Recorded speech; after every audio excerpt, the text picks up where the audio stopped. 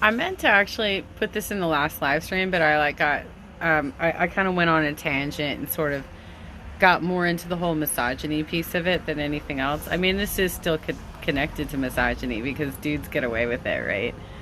Um, so about that boss, I don't remember if I've told this story or not. I mean, I've told it to lots of friends, but I don't know if I've ever live streamed this story before. So, like I said, I got to be very careful not to drop who the employer was or who the boss was. So, the dude that they hired in to be my boss had a severe drinking problem. Like, he was always rosy cheeked. He was always rosy cheeked, right? And oftentimes he would show up late and hungover. Um, so, what happened? There were several of us who complained about this, right? Like that he was clearly drinking and stuff.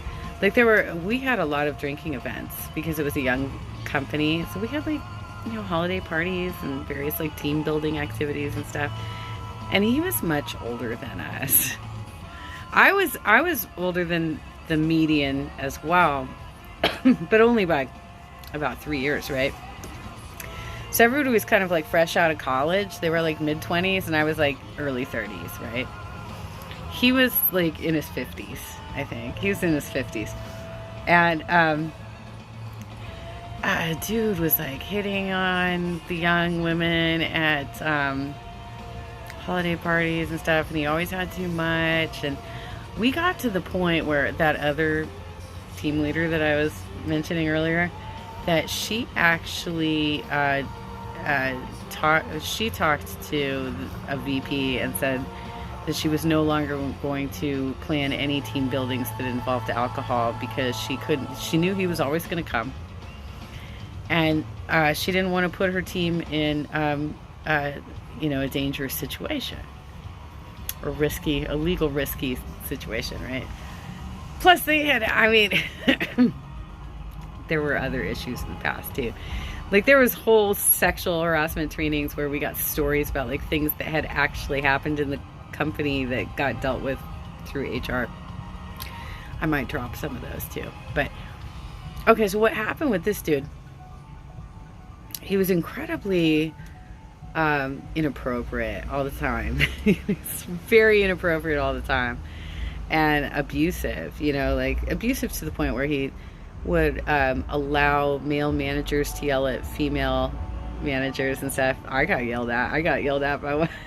Got yelled at.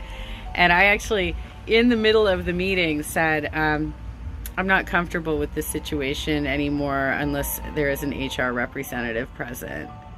Not comfortable with this anymore.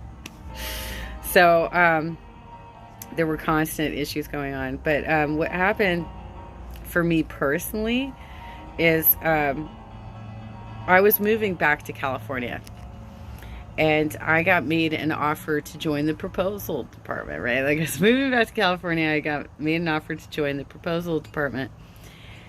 And they had sent this fellow to a convention. He lived near me, unfortunately. He lived near me.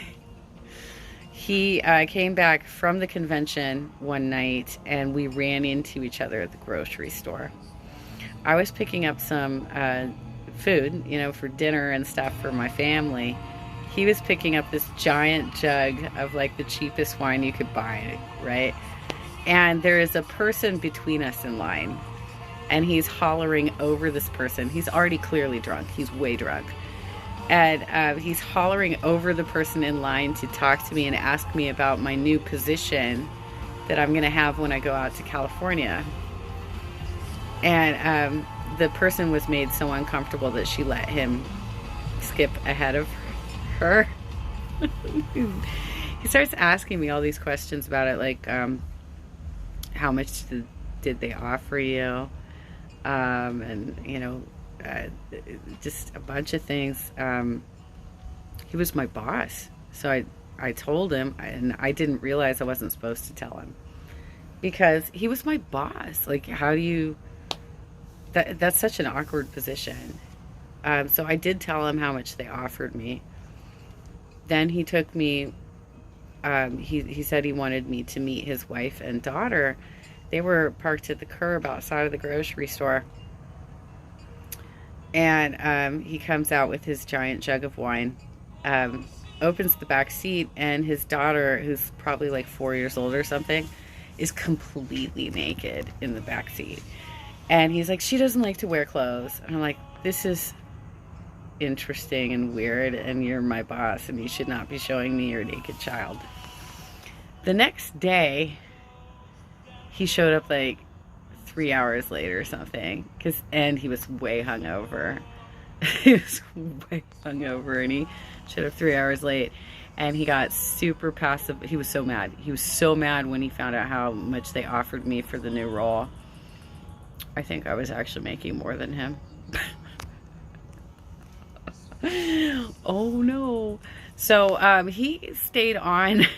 He stayed on, I think, for like 1 year longer, and they finally had to fire him over sexual harassment claims, from what I understand. That's what I heard. That's what I heard. They finally had to fire him. And the sad thing is that there was like people who still worked for the company who said that they were running into him in town, and he was like begging for handouts. It's so sad, really sad. Like, he couldn't get his shit together. He couldn't get his shit straight. But yeah, there were several. I mean, like, there have been so many inappropriate things that I've seen in workplaces or heard about or been taught about during sexual harassment training and stuff. And some of them I got interviewed as witness. I've been interviewed by various HR departments probably like almost a dozen times for things. One of them was like a gal that I worked with was pregnant, very, very pregnant. And one of our colleagues said, "Oh, the turkey's done," to point out that her nipples were hard, because that's what happens when you're pregnant. I mean, that could happen to any of us at any time, but like, that's not something you comment on. That's super inappropriate. He also like threw a condom at her at a team building lunch. That happened. Another one was like a team building event where they all went up to the mountains and they ended up skinny dipping together, and one of the women who was there and who got drunk during the event like felt really bad about it the next day and filed an HR complaint because she felt like she was pressured into the situation.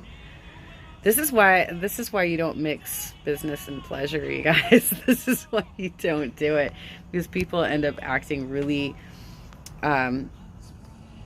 people can feel very awkward about that when you have to continue working with them later. That's why you shouldn't do it.